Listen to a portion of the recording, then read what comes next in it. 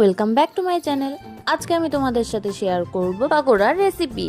তারপরে তো আমরা সন্ধ্যাবেলা ঠিক করলাম যে পাকোড়া আর কফি হবে।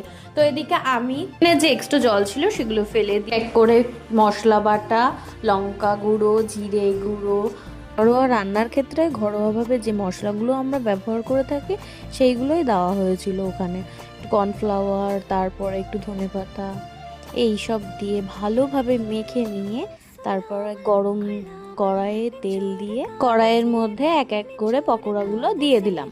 এদিকে কড়াইয়ে হতে লাগ, তারপরে আমি একটু ধনেপাতার চাটনিও বানিয়ে নিলাম। আমি না, রিমিই করেছে এটা।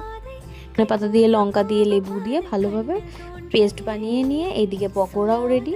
এদিকে ঋতুপা আমাদের জন্য কফি বানাচ্ছিল, সবাই কফি আর আমার চা। তারপরে আমরা সবাই মিলে একসাথে গল্প করতে করতে, গান শুনতে শুনতে সবাইকে খাইয়ে দিলাম। এর জন্য এতটুকু। দেখা হবে নেক্সট কোনো ভিডিওতে। বাই।